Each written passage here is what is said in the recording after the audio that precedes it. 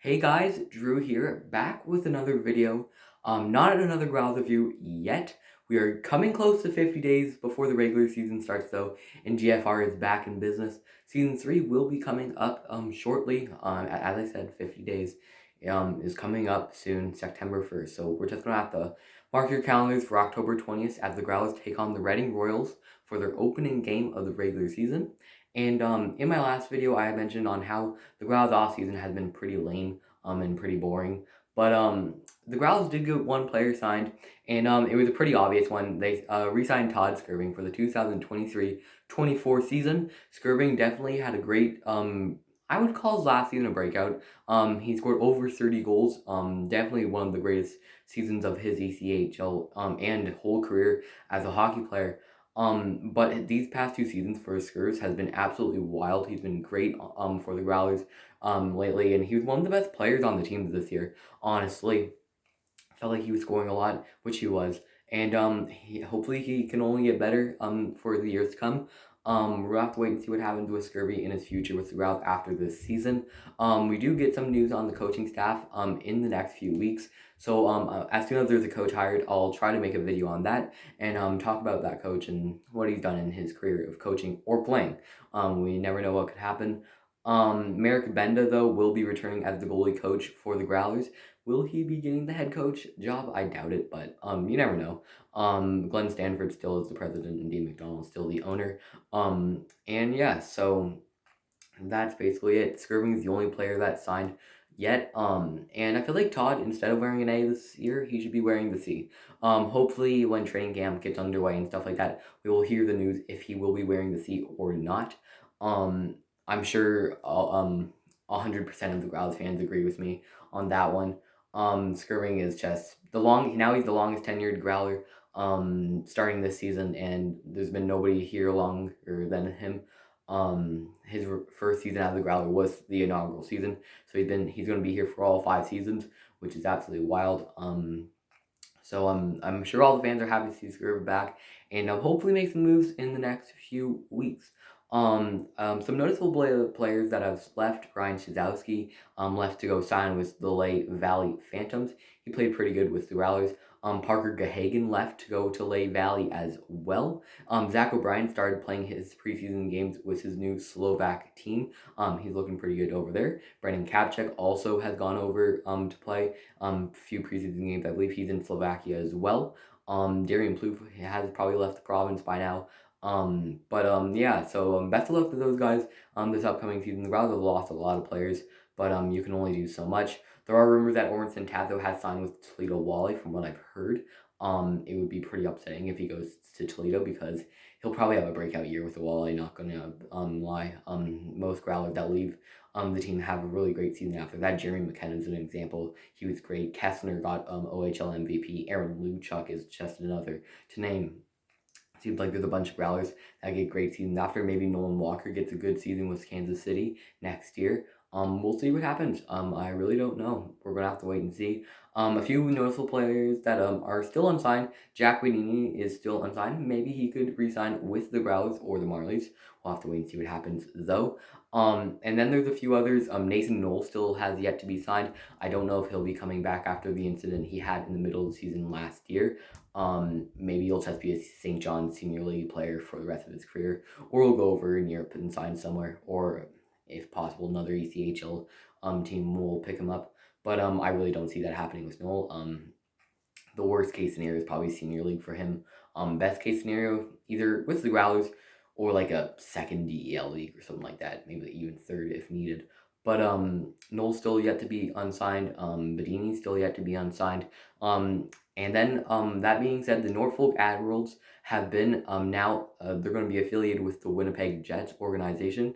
The Growls were originally the Growls and Trois-Rivières both recently shared that with Winnipeg. That gave us players like Ty Bolin, Simon Kubicek.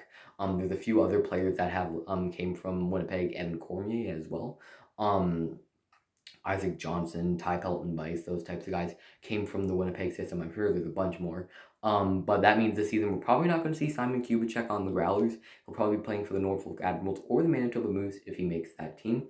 We're going to have to wait and see though. Mark Lewinsky was another player, Dawson Barteau, Thomas Caron, although he may have played for the Lions because he is from Quebec. But most of those players will probably be on Norfolk next year. I mean, Norfolk, they kind of had to switch because Carolina didn't have an AHL team, so that'll be pretty rough for Carolina. They're gonna probably have to share with somebody. But Norfolk now has left Carolina's organization and joined Winnipeg. So will this improve Norfolk or will it improve Norfolk? I don't really know. We're gonna have to wait and see. Dawson Barteau looks like a great defenseman. He should be really good if he plays for Norfolk or Manitoba even. He's had good numbers in the AHL, I believe. Then even like Thomas Caron, he's a pretty good player. Played pretty good with the Lions when he played a few games here. He was pretty good. And then Mark Lewinsky is an enforcer basically. He can score goals and put up offense at times. But Norfolk, the Growls division is looking going to be pretty tough this year. Worcester signed a few players. Andre Bakanov has re-signed with them. Quinn Ryan also re-signed. Anthony Rapace's re-signed there. He'll probably be the next captain of Worcester. I'm sure that there's a bunch more players that have re-signed there. Yeah, Worcester's looking great. Trois Rivières, they signed Matthew Boucher a couple days ago. He's a very good player in the ECHL. He played last year, most of the season for Belleville. He signed with Iowa though last year, but signed with Belleville like halfway through the season. Played there for the rest of the season. Boucher should be great with Trois Rivières. Alex Olivier Voyer also is going there. Zachary Imond is a goalie. He looks pretty good. And then like Strassman, also another goalie that should be great. But then they also have players like Joe Verbetic. Jerozy is yet to resign. I don't think he's going to be playing for Trois Rivières next year. But you never know. Like this Lions team is looking like they could get back in the playoffs this year. But that being said, like Adirondacks also re-signing players. The Growlers aren't re-signing players, obviously, but the Marlies are re-signing players as well. The Maple Leafs signed Simon Benoit today. So that could boost a pretty good defenseman down to us.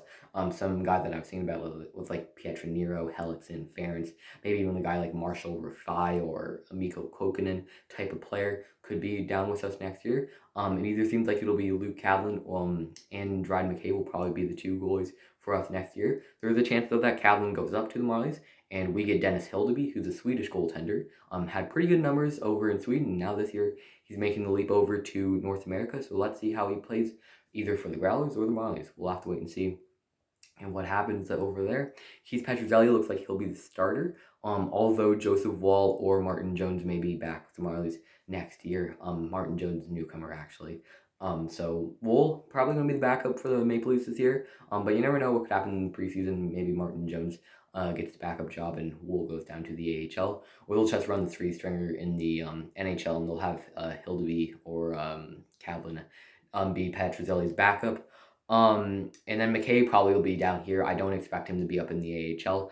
He had exactly a 900 save percentage this year with the Growlers. It was pretty rough, but it was first year pro, so what you can only do so much. So McKay will probably be back for his second season here in Newfoundland. But there's a few other players that have signed with the Marlies. They signed Robert Mastro Simone a few days ago. He seems like he could be a player maybe for us. I would expect him to be with the Marlies though. Another player is Jay O'Brien, the new Zach O'Brien. We're gonna have to wait and see if he's with us. He was a former first round pick in 2017 or 2018. I can't remember from the top of my head, but I do remember he was the first round pick from one of those drafts. Probably won't be with us though. A few notable names that may be on our team: Jackson Berezowski, Ty Watt, Brock Caulfield, Tate Singleton, Tyler Weiss. There's plenty more players that are probably going to be new to this team next year. And then there's also players that may be returning, like Keenan Suthers, Zach So, Todd Skirving will be coming back. Tommy Miller, maybe, Johnny Tyconic. I would love to see Johnny T back for the Growlers. But you can only ask for so much players to come back, and we'll have to see how the Growlers do this season. You can put your predictions if you would like in the comment section. But yeah.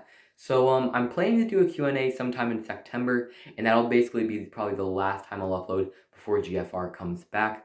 And then I'll be uploading mostly in the weekends, and then now the Growlers shifting the games to instead of Wednesday to Thursday. So I'll probably be uploading Friday, Saturday, Sunday, and then sometimes Monday, and then sometimes in the middle of the week. And maybe make some new type of content this year. Maybe like, you never know, like a Growler's Minute or something like that. Talk about like short like skits. Maybe if the Growlers make any signing, they'll make a little like skit or something like that. When the coach resigns, it will probably be one of my next videos, and then I'll do a Q&A, I believe, and maybe do a training camp video on who's in the Growlers training camp and what their stats look like. And season 3 of GFR is underway, and that'll be probably content from the majority of the season. I can't wait for this year. I feel like this year is gonna be great. And I've got some new stuff in the studio for you guys to see, and if you guys want a studio tour, I may do one of those in the near future. But yeah, that's pretty much going to be it for you guys. I hope you enjoyed. If you can like this video, you can subscribe if you really liked it. We're almost, we're getting close to 200 subscribers.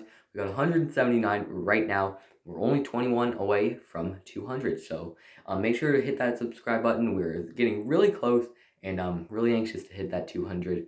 But that's gonna be it for you guys, and I'll see you guys again, hopefully soon.